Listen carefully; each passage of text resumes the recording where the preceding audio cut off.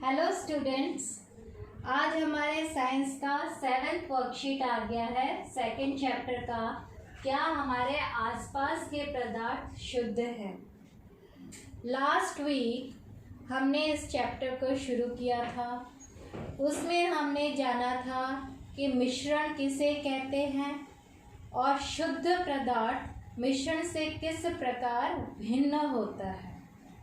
उसके बाद हमने पढ़ा था कि मिश्रण के 3 प्रकार होते हैं, एक विलयन, दूसरा निलंबन और तीसरा कॉलॉयड। विलयन जो होता है समांगी मिश्रण होता है, जबकि निलंबन और कॉलॉयड ये दोनों विषमांगी मिश्रण होते हैं। उसके बाद मैंने बताया था कि विलय और विलायक ये 2 घटक होते हैं विलयन के। विलय जो कम मात्रा में, विलायक जो कि अधिक मात्रा होता है उसमें मिलाया जाता है। उदाहरण के लिए आप एक मिश्रण लीजिए, चीनी प्लस पानी। अब पानी हम ज़्यादा मात्रा में लेते हैं इसीलिए उसे विलायक कहते हैं, और चीनी हम कम मात्रा में लेते हैं इसीलिए हम उसे विलय कहते हैं। उसी तरह आपसे अगर कोई भी उदाहरण देख के पूछा जाए कि इस मिश्रण में विलय और विलायक बताइए, तो जो कम मात्रा में मिलाया जाता है वो विलय होता है, और जो अधिक मात्रा में मिलाया जाता है उसे विलायक कहते हैं। उसके बाद एक क्वेश्चन आया था लास्ट वीक कि हल्दी प्लस पानी ये क्या है, ये निलंबन है या विलयन है। तो इसका आंसर है कि ये निलंबन है। आप अगर हल्दी को पानी में मिलाकर उसे कुछ देर के लिए शांत छोड़ देते हो तो आप क्या देखते हो, कुछ देर बाद हल्दी का पाउडर नीचे आकर बैठ जाता है। इसका मतलब ये हुआ कि ये निलंबन है। विलयन को अगर आप शांत छोड़ देते हो तो कण जो है नीचे आकर नहीं बैठते। जैसे आप नमक या चीनी लो, उसे पानी में मिला दो और उसे कुछ देर तक वैसे ही छोड़ दो, तो क्या हम देखते हैं कि नमक और चीनी आकर नीचे बैठता है? नहीं बैठता, इसीलिए वो विलयन है। आज हमारा 3rd टाइप का मिश्रण के बारे में हम पढ़ेंगे, वो है कॉलॉयडल विलयन या कॉलॉयड। अब ये क्या होते हैं? इसमें कुछ गुणधर्म विलयन के होते हैं और कुछ गुणधर्म निलंबन के होते हैं, और इसके अपने गुणधर्म भी होते हैं। सबसे पहले हम पढ़ेंगे कि कॉलॉयड होता क्या है। कॉलॉयड में जो कण होते हैं वो समान रूप से फैले होते हैं। तो कोई भी कॉलॉयड को देखकर कहेगा कि ये विलयन है या ये समांगी मिश्रण है। तो हम कैसे पहचान करें कि नहीं ये विलयन नहीं है, ये कॉलॉयड है? सबसे पहले तो कॉलॉयड के जो कण होते हैं वो विलयन के कणों से बड़े होते हैं, आकार में बड़े होते हैं। जैसे मैंने बताया था कि विलयन के कण सबसे छोटे होते हैं, 1 नैनोमीटर से भी छोटे होते हैं, लेकिन कॉलॉयड के कण जो हैं वो विलयन के कणों से आकार में बड़े होते हैं, किंतु निलंबन के कणों से छोटे होते हैं। निलंबन के कणों से छोटे होते हैं, इसीलिए ये बीच में इनके कण होते हैं। सबसे छोटे कण विलयन के, उसके बाद कॉलॉयड के और उसके बाद निलंबन के। इसीलिए हम कंफ्यूज हो जाते हैं कि इसका कॉलॉयड समांगी मिश्रण, इसकी बनावट पूरी समान दिखाई देती है, लेकिन फिर भी इसे विषमांगी मिश्रण क्यों कहते हैं। आपके वर्कशीट में क्वेश्चन भी आया है कि कॉलॉयड को विषमांगी मिश्रण क्यों कहते हैं। तो अब आपको ये क्लियर हो गया होगा कि हम इसको विषमांगी मिश्रण इसलिए कहते हैं क्योंकि इसके कणों का आकार विलयन के कणों से बड़ा है लेकिन निलंबन के कणों से छोटा है। इसीलिए इसकी बनावट हमें समान दिखाई देती है और हम इसे समांगी मिश्रण समझते हैं, लेकिन वास्तव में ये विषमांगी मिश्रण है। अब कॉलॉइड मिश्रण के उदाहरण क्या क्या हैं? आप सबने देख रखा होगा, डेली लाइफ में आप देखते हो लेकिन आप जान नहीं पाते। तो इसके उदाहरण हैं, इंक के 1-2 ड्रॉप्स लो स्याही और उसे पानी में मिला दो, तो स्याही प्लस पानी। उसके बाद साबुन प्लस पानी, साबुन को भी अगर आप पानी में मिला दो तो जो झाग बन जाती है वो भी एक तरह का कॉलॉइड ही है। उसके बाद कोहरा, धुंध, ये सब भी कॉलॉइड के ही उदाहरण है। और सबसे कॉमन एग्जाम्पल है कॉलॉइड का दूध, जिसे हम हर रोज पीते हैं।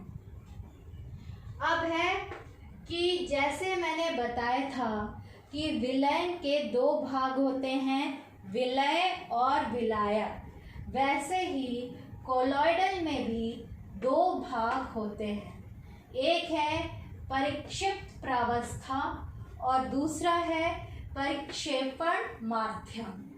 परिक्षिप्त प्रावस्था वो चीज होती है जिसे मिलाया जाए और परिक्षेपण माध्यम जिसमें मिलाया जाए। जैसे अगर मैं स्याही प्लस पानी लूं तो स्याही के 1-2 ड्रॉप्स को मैंने पानी में मिलाया है, तो स्याही मेरा परिक्षिप्त प्रावस्था है और पानी जो है मेरा परिक्षेपण माध्यम है। वैसे ही साबुन प्लस पानी में साबुन जो है वो मेरा परिक्षिप्त प्रावस्था होगा, क्योंकि साबुन को मैंने मिलाया है पानी में, जो कि मेरा परिक्षेपण माध्यम है। उसी प्रकार यहाँ पर मैं और एक उदाहरण ले रही हूँ दूध का। ये देखिए, ये मैंने एक ग्लास में दूध का चित्र बनाया है। इसमें परिक्षेपण माध्यम जो होता है वो पानी होता है। दूध में परिक्षेपण माध्यम पानी होता है और फिर परिक्षिप्त प्रावस्था क्या होगा? प्रोटीन, वसा मतलब फैट, जो कि दूध में पाया जाता है, ये परिक्षिप्त प्रावस्था होगी। उसी तरह अन्य कई प्रकार के उदाहरण दिए जा सकते हैं कॉलॉइड के। यहाँ पर मैंने एक चार्ट बनाया है, यही चार्ट आपकी एनसीईआरटी की किताब में भी है। तो इस चार्ट को ज़रा क्विक लुक देते हैं। परिक्षिप्त प्रावस्था वो होता है जिसे मिलाया जाता है, परिक्षेपण माध्यम जिसमें मिलाया जाता है। तो इसको, इन दोनों को मिलाने के बाद कॉलॉइड का कौन सा प्रकार बनता है और उसके बाद उदाहरण। पहले हम देखेंगे परिक्षेपण माध्यम, हमने गैस लिया है। तो जब हम गैस में द्रव को मिलाते हैं, हमें जो कॉलॉइड मिलता है उसे हम एरोसोल कहते हैं। उदाहरण के लिए हमारा कोहरा, बादल ये आ गया। तो कोहरा और बादल किस प्रकार के कॉलॉइड के उदाहरण हैं? एरोसोल। आपसे क्वेश्चन भी पूछा गया है कि कोहरा और बादल में परिक्षिप्त प्रावस्था और परिक्षेपण माध्यम बताइए। उसके बाद फिर से हम अगर गैस में ठोस को मिलाते हैं तो हमें एरोसोल प्रकार मिलता है कॉलॉइड का। इसका उदाहरण है धुआं। आपके गाड़ियों वाहनों से भी जो धुआं निकलता है वो भी इसी में ही आता है। अब हम लेते हैं परिक्षेपण माध्यम द्रव का। द्रव मतलब तरल। अब हम द्रव में अगर किसी द्रव चीज को मिलाए तो हमें मिलता है कौन सा कॉलॉइड? फोम। इसका सबसे अच्छा उदाहरण है शेविंग क्रीम। उसके बाद द्रव में अगर हम ठोस को मिलाए तो हमें मिलता है इमल्शन।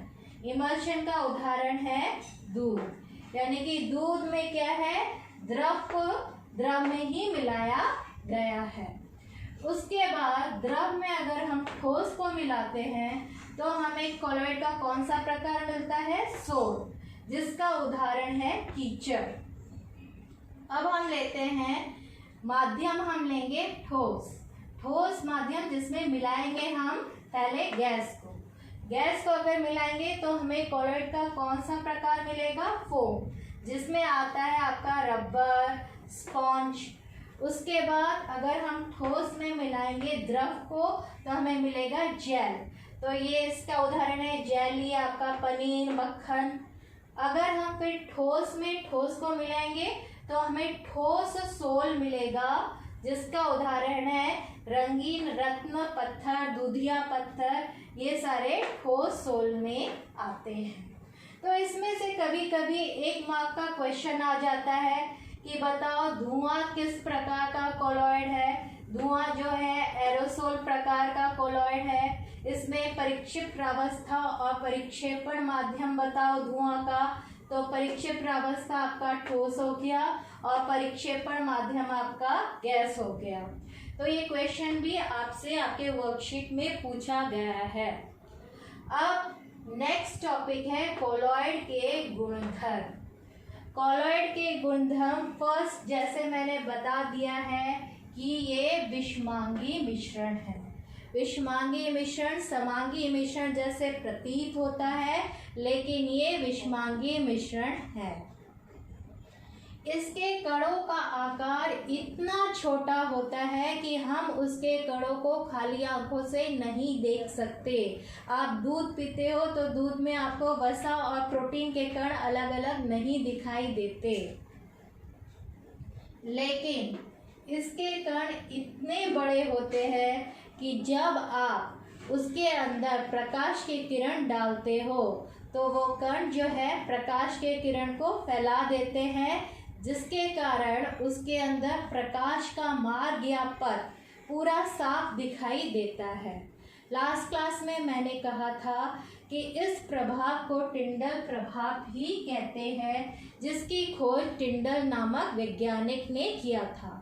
आप अपने डेली लाइफ में टिंडल प्रभाव और कहाँ पर देखते हो, जैसे मैंने बताया था कि रोशनदान से अगर एक प्रकाश की किरण आ रही है तो हवा में धूल के कण जो है प्रकाश के किरण को फैलाते हैं, जिसके कारण आप धूल के कण को देख पाते हो कि प्रकाश की किरण जो है ये अंदर आ रही है, और उसके अंदर छोटे छोटे धूल के कणों को भी आप देख सकते हो। उसी प्रकार आप घने जंगल में चले जाओ जहाँ पर ऊंचे ऊंचे ट्रीज है, तो आप देखोगे कि उसके अंदर से अगर प्रकाश की किरण आ रही है तो आप उसका पाथ जो है मार्ग पूरा क्लियरली देख सकते हो। तो ये सब टिंडल प्रभाव के कारण होता है। आपसे एक क्वेश्चन पूछा गया है कि विलेन और कॉलॉइड दोनों की बनावट समान प्रतीत होती है, तो आप अंतर कैसे करोगे? तो अंतर करने का सबसे अच्छा उदाहरण है कि आप टॉर्च से अगर प्रकाश की एक किरण छोड़ोगे तो विलयन के कण इतने छोटे होते हैं कि वो प्रकाश के कण को नहीं फैलाते, जिसके कारण वो टिंडल प्रभाव नहीं दिखाते। लेकिन इसके विपरीत अगर कॉलॉइडल में जाओगे, कॉलॉइडल को लोगे और प्रकाश को टॉर्च से उसकी किरण आप इसके अंदर छोड़ोगे तो इसके कण आकार में इतने बड़े होते हैं कि वो प्रकाश के कण को फैलाते हैं और आप प्रकाश के किरण का मार्ग या पथ पूरा क्लियरली देख सकते हो कॉलॉइडल के अंदर। इसके द्वारा आप कॉलॉइडल और विलेन में अंतर कर सकते हो। आपसे क्वेश्चन पूछा गया है सचित्र, आपको विलेन और कॉलॉइडल में अंतर करना है, तो उसमें आपको ये लिखकर ये डायग्राम बनाना है। फोर्थ पॉइंट होते हैं कि ये स्थायी होते हैं। स्थायी हमने निलंबन में देखा था कि वो अस्थायी होते हैं। निलंबन का उदाहरण रेत और पानी लो। रेत को अगर आपने पानी में मिला के रख दिया तो कुछ समय बाद क्या होता है, रेत आकर नीचे बैठ जाता है। इसके विपरीत ये जो कॉलॉइडल होते हैं ये स्थायी होते हैं। अगर आप इसको बहुत देर तक भी शांत छोड़ दो तो कण नीचे नहीं बैठते, वो वैसे ही माध्यम में तैरते रहते हैं और वो नीचे नहीं बैठते, इसीलिए वो स्थायी होते हैं। फिर छानन विधि द्वारा हम कॉलॉइडल के मिश्रण को अलग नहीं कर सकते। छान कर हम अगर चाहेंगे कि इस मिश्रण के कणों को अलग कर दे तो ये छानन विधि द्वारा, छन्नी के द्वारा, छानक पत्र के द्वारा पॉसिबल नहीं है। तो क्या हम इसे किसी अन्य तरीके से अलग कर सकते हैं? हाँ, एक अलग तरीका है जिसको हम कहते हैं अपकेंद्रीकरण तकनीक, सेंट्रीफ्यूगेशन। इसमें इसका एक डेली लाइफ में आपको सरल उदाहरण देती हूँ कि आपने देखा होगा घर में, गांव में कि ये दूध ऐसे मथते हैं ताकि मक्खन ऊपर आ जाए, बटर मिल्क नीचे रह जाए।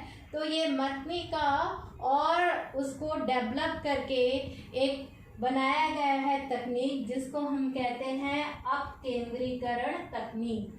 अपकेंद्रीकरण तकनीक द्वारा हम कॉलॉइडल मिश्रण को अलग कर सकते हैं, लेकिन छानन विधि द्वारा हम इसे अलग नहीं कर सकते। तो ये सारा का सारा कॉलॉइडल विलयन या कॉलॉइड के ऊपर डिस्कशन था। आप इसको सबसे पहले अपनी नोटबुक में उतारेंगे और उसके बाद वर्कशीट के क्वेश्चंस करेंगे। Okay, thank you.